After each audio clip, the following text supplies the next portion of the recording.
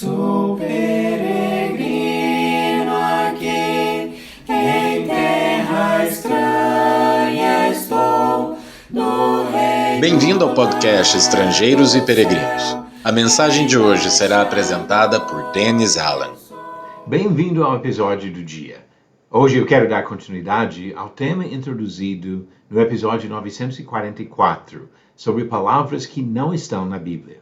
E no final do episódio darei a resposta à pergunta 945 e a nova pergunta do dia.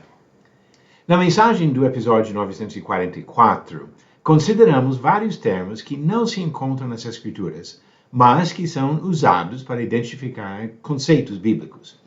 Citei os exemplos de Bíblia, encarnação, onipresente ou onipresença, onisciência, trindade e cristianismo.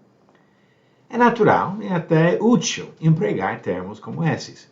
Muitas vezes são apenas outras formas de palavras que existem.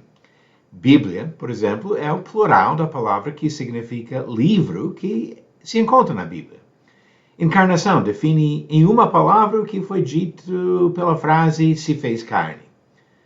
Palavras que acuradamente descrevem conceitos bíblicos podem facilitar a comunicação e até promover a compreensão.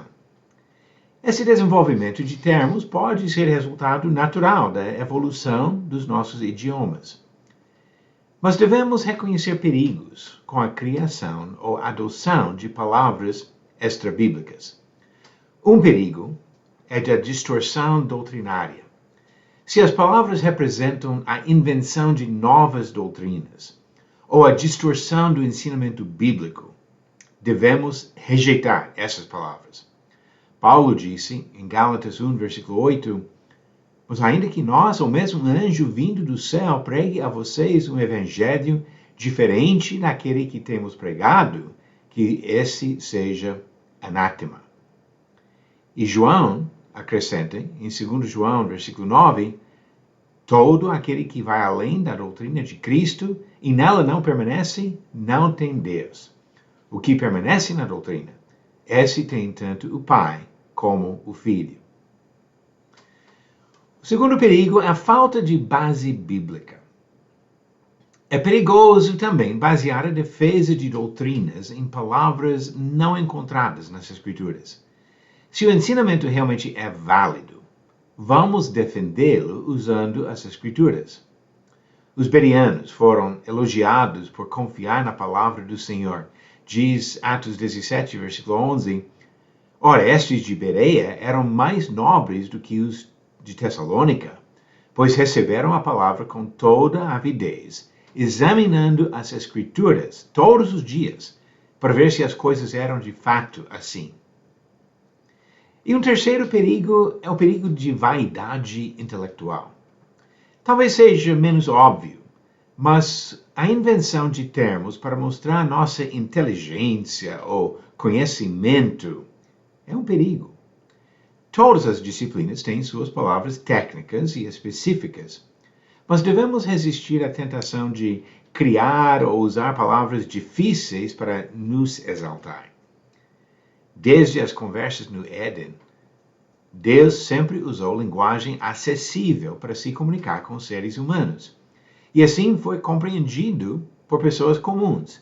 Ele deu uma instrução em Gênesis capítulo 2, e no capítulo 3, Eva mostrou que ela compreendeu o que ele disse. Palavras extrabíblicas podem ser úteis, mas continua sendo preferível descrever conceitos das Escrituras com palavras encontradas nelas. Desta maneira, podemos minimizar confusão e ambiguidade e promover a compreensão da sã doutrina, sem alimentar o orgulho humano. Você conseguiu acertar a pergunta 945? Verdadeiro ou falso? Paulo enviou Timóteo a Tessalônica para recolher uma oferta financeira para a igreja de Éfeso. Esta afirmação é falsa.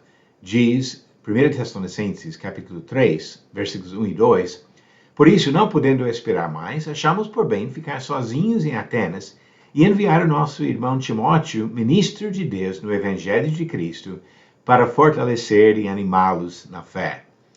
Paulo nem estava em Éfeso quando ele mandou essa carta aos Tessalonicenses. Resposta certa: B. Falso. E a pergunta 946. Para combater a preguiça, Provérbios 6 orienta o leitor a observar o comportamento de qual criatura?